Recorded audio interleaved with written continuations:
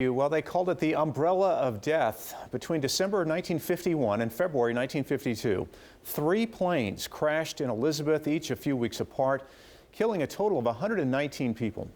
On the 70th anniversary of those crashes, News 12's Brian Donahue returned to the scene for the story of how the tragedy still shapes the legacy of one family. It came from over there because it took this house over here, the 3rd floor. There was 3 floors. And it took the top of the 3rd floor and landed on our house. Augustine Caruso stands at the spot where 70 years ago, as a 13-year-old boy, he returned from an errand to the bakery to find an American Airlines plane had crashed into his family's home. Caruso's mother, Rosa, who was home alone at the time, was pulled from the burning rubble and died 12 days later. It makes my stomach turn.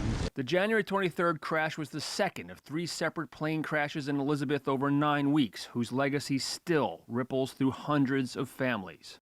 Somehow we struggled and did, and we got through it, and here I am, and thank God. At my age, I'm here to tell this story. And few stories from those horrific 58 days are perhaps more remarkable than the Caruso families. Augustine's father, Dominic, sifting through the smoking rubble, found his wife Rosa's handbag containing this. A love letter he had written to Rosa in 1919. Writing in their southern Italian dialect, he asks her to await his return from service in the Italian army so they could be wed. Every day for 2 years, he used to write her a letter. And inside the handbag, in the little zipper in port was this letter folded up. So she must have carried it with her every day. It was her favorite letter.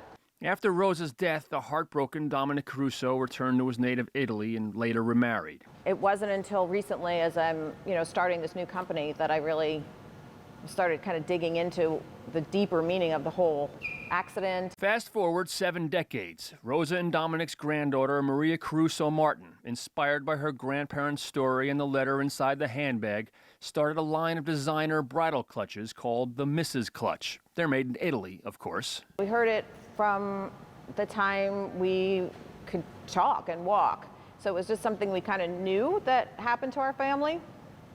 He's carried that story his whole life. Now, in some way, many more people will carry it with them, too. For the 70th anniversary of the crashes, she plans to give away 70 clutches to first responder brides or brides marrying first responders. But to continue to thank 70 responders nationwide. And she'll soon launch a line of purses named after her grandmother, Rosa.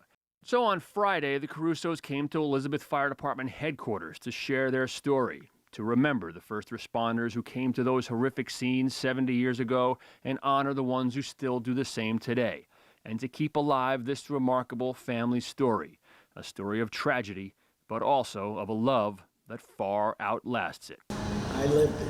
You lived it, I know. I'm Brian Donahue. That's Positively New Jersey.